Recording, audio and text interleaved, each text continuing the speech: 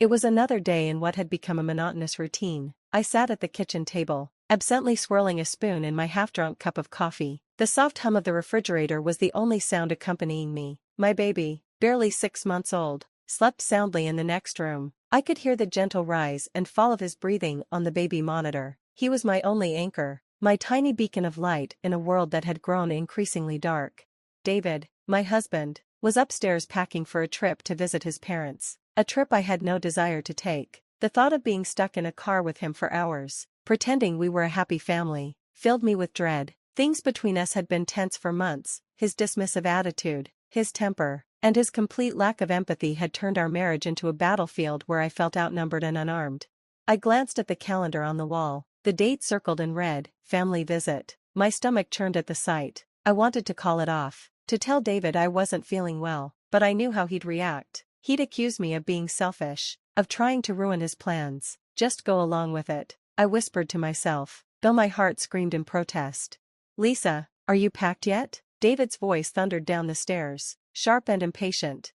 I took a deep breath before answering. I'm not sure I should go, David. I'm feeling a bit off today. There was a pause before his footsteps pounded down the stairs. He appeared in the doorway, his face a mask of frustration. You're always feeling off. You'll be fine. Just rest in the car if you're tired. I tried to muster a response, but his dismissive tone cut me off before I could even start. He strode past me, grabbed my half-packed bag from the corner, and shoved it toward me. Come on, we're already running late. Reluctantly, I followed him to the car. As I settled into the passenger seat, I couldn't shake the gnawing unease in my chest. Something about today felt wrong. We were barely out of the driveway when it happened. A sharp, unmistakable gush of warmth spread down my legs. For a moment, I was frozen, trying to process what was happening. Then it hit me, my water had broken. David, I gasped, my water just broke. We need to go to the hospital, now. He slammed on the brakes, his knuckles whitening on the steering wheel. Are you serious? Now? Yes, now, I snapped, panic rising in my voice. The baby's coming. Instead of springing into action, David muttered something under his breath, grabbed a towel from the back seat, and threw it at me. Clean it up, he said, his voice flat. Clean it up? I echoed in disbelief. David, this is serious, we have to go. He cut me off, throwing open his door and walking around to mine. Before I could comprehend what was happening, he yanked the passenger door open and barked. Get out. What? My voice cracked. Get out of the car, he yelled. You're going to ruin the seats. Tears blurred my vision as I stumbled out of the car, clutching my belly. How could you do this? I'm your wife, and I'm having your child. He glared at me, his face twisted in annoyance. This isn't my fault. Lisa, you should have planned this better. Call an ambulance or something. And with that, he got back into the car, slammed the door, and drove away, leaving me alone on the side of the road. I stood there, stunned and trembling, watching the taillights disappear down the road. My phone felt like a lifeline in my pocket as I dialed for an ambulance, my hands shaking so badly I could barely press the buttons. Before the operator could answer, a voice called out behind me. Lisa, are you okay? I turned to see Sarah, my neighbor, rushing toward me. She'd always been kind, but we'd never been particularly close. Yet in that moment, she looked like an angel sent to save me. My water broke. I managed to choke out between sobs. David, he left me here. Her face darkened with shock and fury, but her voice remained calm. We need to get you to the hospital. Come on. She helped me into her car, her movements careful but decisive. As she drove, she held my hand, her grip firm and reassuring. You're going to be okay, she said softly. I promise. When we arrived at the hospital, Sarah didn't leave my side. She stayed with me through the paperwork, through the hurried footsteps of nurses, and even as I was wheeled into a room, her presence was a steady comfort, like a lighthouse guiding me through the storm. My parents arrived not long after, their faces etched with worry. Sarah pulled them aside to explain what had happened, her voice low but firm. I watched from my hospital bed, my heart swelling with gratitude. This woman, who owed me nothing, had done more for me in a single day than David had in months.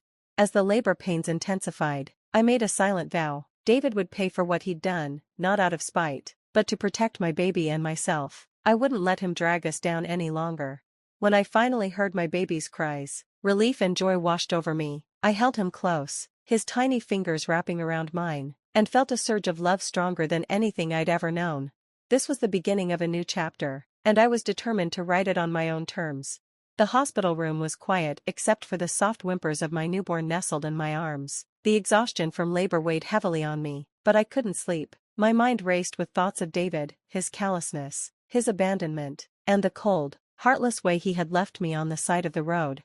I stared at the baby, his tiny fingers curling and uncurling as he drifted in and out of sleep. A deep sadness filled my chest, but there was also something else, resolve. He deserved better than the chaos David would bring into our lives, and so did I.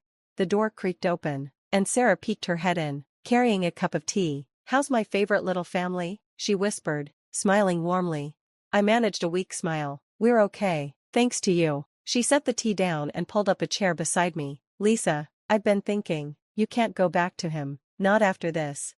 I looked away, her words cutting too close to the truth. "I don't know where to start, Sarah, I don't even have a plan." "Start by knowing your worth," she said firmly. "You're stronger than you think." Later that afternoon, as I rested with the baby, the sound of raised voices outside my hospital room jolted me awake. My heart sank. I recognized David's voice. He barged in moments later, his expression unreadable. "Lisa," he began, his eyes darting between me and the baby, "we need to talk." "Do we?" I said, my voice sharp and unforgiving. "I think you said everything you needed to when you left me on the side of the road." David flinched, but quickly regained his composure. I panicked. "Okay, I made a mistake, but I'm here now, let's just move past it." I stared at him in disbelief. "Move past it? David, you abandoned me during labor. Do you have any idea how dangerous that was? What if something had happened to me or the baby?" He sighed, his frustration bubbling to the surface. "Lisa, you're blowing this out of proportion. I came to see my son, didn't I? Doesn't that count for something?" His son, not our son. The words stung, but they also clarified something for me. David didn't see us as a family, he saw us as obligations, burdens to be managed. I realized then that I couldn't stay in this marriage, not for another day. "You need to leave," I said firmly, my voice trembling but resolute. "What?" He blinked, caught off guard. "You're kicking me out of the hospital?"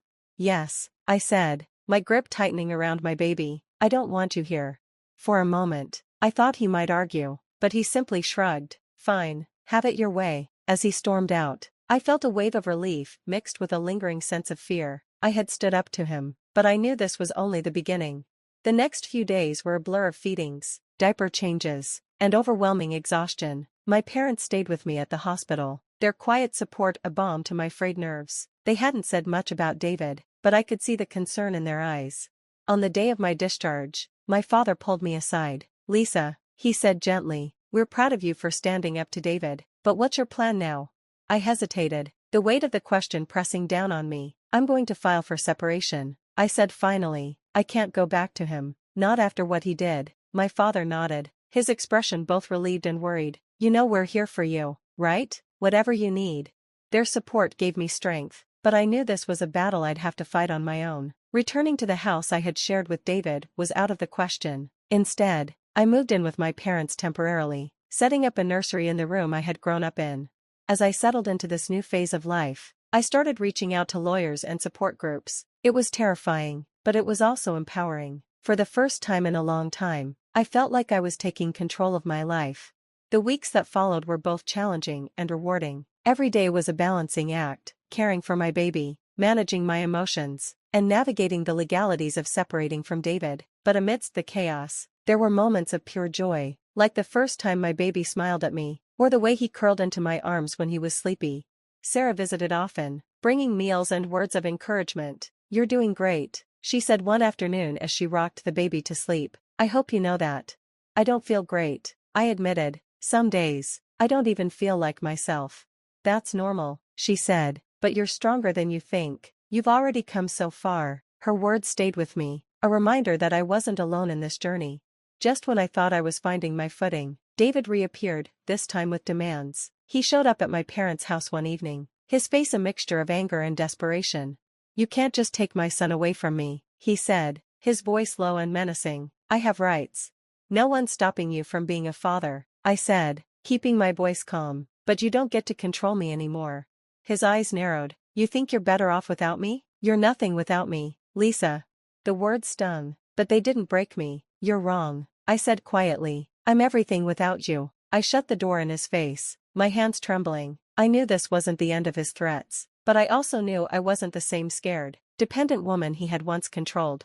That night, as I held my baby close, I made a promise to him and to myself. I would fight for our future, no matter how difficult it was. I wouldn't let David's anger or manipulation dictate our lives. I began documenting everything, every interaction with David, every threat he made. My lawyer had advised me to keep detailed records, and I was determined to be prepared for whatever came next. At the same time, I leaned on the people who cared about me. My parents, Sarah, and the support group I had joined became my lifeline, reminding me that I wasn't alone in this battle. Slowly but surely, I began to rebuild. Each small victory, a peaceful day, a milestone with the baby, was a step forward, and with every step, I felt my confidence grow. Life with my baby, whom I'd named Oliver, was a mix of exhaustion and wonder. Every coup, every tiny milestone, felt like a victory, a reminder of the life I was building for us. My days were consumed by caring for him, attending parenting classes, and working with my lawyer to navigate the separation. I was trying to create a semblance of normalcy, but David's shadow loomed large. He began calling incessantly, leaving voicemails that ranged from apologetic pleas to angry outbursts. I ignored most of them, forwarding anything threatening to my lawyer. One morning, as I sat in the living room feeding Oliver, my phone buzzed with another message from David. This one was different. "Lisa, I'm done playing nice. If you don't let me see my son, I'll make your life hell. You've been warned." The words sent a shiver down my spine. My lawyer assured me I was doing everything right, but David's unpredictability was a constant source of anxiety. One afternoon, during my first tentative visit back to the office, David showed up unannounced. He was waiting by the building entrance, his face twisted with frustration. "David, you can't be here," I said, keeping my voice steady despite the fear bubbling in my chest. "You're avoiding me," he accused. "You won't take my calls, and now you're keeping me from my son." "I'm not avoiding you," I said, stepping back as he moved closer. "I'm protecting Oliver. You abandoned us, David. You can't just show up and demand access." His voice rose, drawing the attention of a few coworkers. "He's my son too, Lisa. You don't get to make all the decisions." "Then take it to court," I snapped, my patience wearing thin. "But stop harassing me." Before he could respond, security arrived, escorting him off the premises. The humiliation on his face was evident, but I didn't feel triumphant. If anything, I felt more trapped than ever. After the incident at work, my lawyer advised me to file for a restraining order. It wasn't a decision I made lightly. Despite everything, part of me wanted to believe David could change, that he could be a better father than he had been a husband. But the threats, the unpredictable behavior, and the scene at my workplace left me with little choice. I had to prioritize Oliver's safety and my own. The court hearing was a nerve-wracking experience. David showed up with his lawyer, looking polished and composed, a stark contrast to the volatile man I knew. He painted himself as a devoted father, a man who had made mistakes but deserved a chance to be in his son's life. When it was my turn to speak, I laid out the facts, the abandonment during labor, the threats, the harassment. My lawyer presented the voicemails and documented incidents, painting a clear picture of David's behavior. The judge granted the restraining order, restricting David's contact with me and allowing supervised visits with Oliver. It wasn't a perfect solution, but it was a step forward. With the restraining order in place, a sense of relief settled over me. For the first time in months, I felt like I could breathe. Oliver and I fell into a new rhythm, surrounded by love and support from my family and friends. One evening, Sarah invited me to a small gathering at her house. It was a chance to unwind, to remember that I was more than just a mother navigating a messy separation. Among the guests was Daniel, a mutual friend of Sarah's. He was kind, with an easy smile and a warmth that felt disarming. We struck up a conversation, sharing stories about work and life. For the first time in what felt like forever, I laughed, a real, genuine laugh that made my chest feel lighter. As the night went on, I found myself drawn to him. There was no pressure, no expectations, just a simple connection that felt refreshing. The peace didn't last long. A week after the gathering at Sarah's, I received a letter from David's lawyer. He was contesting the custody arrangements, seeking joint custody of Oliver. The thought of sharing parenting responsibilities with David was unbearable. "He's trying to get back at me," I told my lawyer during a tense meeting. "This isn't about Oliver, it's about control." "I believe you," she said, "but we need to focus on the evidence. If we can prove that joint custody isn't in Oliver's best interest, the court will side with you." The thought of another legal battle was exhausting, but I knew I couldn't back down. Oliver deserved stability, not the chaos David would bring into his life. The weeks leading up to the custody hearing were some of the hardest I'd faced. David's legal team dug into every aspect of my life, trying to paint me as an unfit mother. They questioned my decision to live with my parents, my ability to balance work and motherhood, even my brief interaction with Daniel. Through it all, I held on to the support of the people around me, my parents, Sarah, and even Daniel, who had become a steady presence in my life, reminded me that I wasn't alone in this fight. The hearing was tense and emotional. Both sides presented their arguments, but in the end, the court ruled in my favor. David was granted limited visitation, supervised by a court-appointed monitor. It wasn't a perfect solution, but it was enough. After the hearing, I sat in the car with my lawyer, tears streaming down my face. They were a mix of relief, exhaustion, and gratitude. The fight wasn't over, there would always be challenges, but I had proven to myself that I could stand up for Oliver and for me. When I got home that evening, I found Daniel waiting on the porch. He didn't say much, just pulled me into a hug that felt like home. "You're amazing, you know that?" he said softly. "Oliver's lucky to have you." For the first time in a long time, I believed him. The days following the custody ruling brought a rare stillness to my life. The weight of the legal battle lifted, leaving space for me to reflect on everything that had transpired. I spent hours with Oliver, marveling at the tiny miracles of his growth, his first tooth, the way he reached for me when he needed comfort, the small giggles that seemed to erase the darkest days. He was my reason for everything, my light in every storm. David's supervised visits began soon after. I felt a pang of anxiety each time I handed Oliver over to the court-appointed monitor, but the arrangement offered me a sense of control. I knew Oliver would be safe, and that was enough. One evening, as I rocked Oliver to sleep, I thought about the person I had been before all this, a young woman brimming with dreams, but uncertain of her strength. Life had tested me in ways I never expected, but I'd emerged stronger, more sure of who I was and what I deserved. My friendship with Daniel continued to blossom. He wasn't just a source of support, he became someone I looked forward to seeing, someone who reminded me that joy still existed, even in the aftermath of chaos. One Saturday, he invited me and Oliver to a park. It was a sunny afternoon, the kind of day that made the world feel brighter. Daniel brought a blanket and a basket of snacks, and we spent hours under the shade of a tree, talking and laughing while Oliver napped in my arms. "You've been through so much," Daniel said, his voice gentle, "but you're still standing. That's incredible." "I didn't have a choice," I said. "Oliver needed me." He smiled, his gaze warm. "And you've been there for him every step of the way. But you deserve happiness too, Lisa."